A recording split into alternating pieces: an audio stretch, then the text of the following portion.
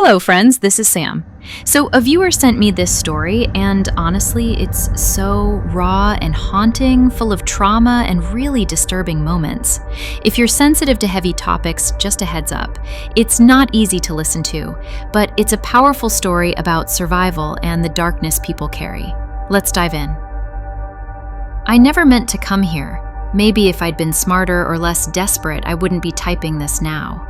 Alone in a cheap motel room, fingers trembling over the keyboard, trying to make sense of the nightmare I lived. But this is the only place I can tell it. No one will believe me. And maybe, in a way, I don't want them to. It started with a Craigslist ad. A simple offer, a photo shoot, some cash, no strings. I was broken, raw from what I left behind. Elias, my husband, he is a storm I barely survived. The fights, the fear, the bruises no one saw but me. When I drove out that night, I wasn't looking for salvation. I was just trying not to feel anything anymore. The man's house was tucked in the kind of neighborhood you pass through without noticing. His place was nicer than I expected, clean in a way that felt cold, like it belonged in a museum. When he opened the door, he smiled. Kind eyes, but something distant, like he was looking past me. "You're early," he said. His voice was quiet, fragile, like he didn't want to scare me off. "I thought maybe you wouldn't show," I told him, forcing a laugh I didn't feel. "We had a session," he said, stepping aside to let me in. Inside, the house was strange, too clean, too still, like a museum where time forgot to move. I saw her first. The mannequin, sitting rigid, pale, eyes blank but accusing. Anna, he called her, his wife. His grief hung in the air, heavy and suffocating.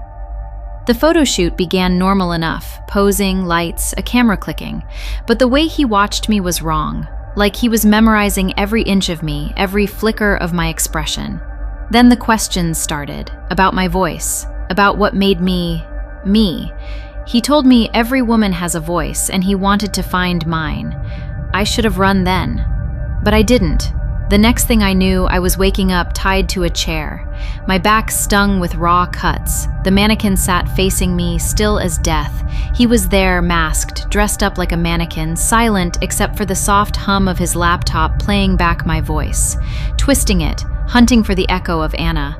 "Please," I begged, "let me go." His voice was low, sad. "Not yet." Days and nights blurred. Hunger gnawed at my insides, but worse was the cold grip of his obsession. He wanted to make me her, perfect, silent, still. He smeared makeup on my face, forced me into her clothes, coaxed me to mimic the way she moved, spoke, breathed.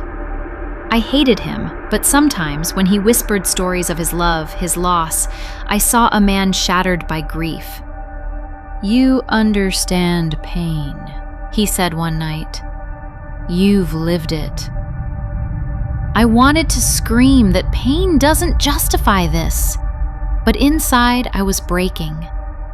I hated him. I really fucking did, but somehow I pitied him too. Some nights he held me like a broken child, whispering apologies I didn't want. I hated him, but in those moments, I was terrified of being truly alone again. When I finally fought back, it was desperate. Not a clean break, but a scramble, clawing at ropes that bit into my wrists, stumbling through a house that had become a cage. He caught me, whispering my name like a prayer and a curse all at once. "Don't leave me," he begged. I bit him, screamed, kicked. His hands tightened, cold and merciless, but my body remembered how to fight. I ran, heart pounding like a drum in a war zone, lungs burning for air I thought I'd never taste again. The night swallowed me, but so did the memory of him. His broken pleas, the way his shadow stretched long and haunting. I'm out now. But part of me is still there, frozen in that chair, silent and waiting. I survived, but I don't know if I'm free. I don't think I will ever recover from what happened. I will forever be damaged, as I always been.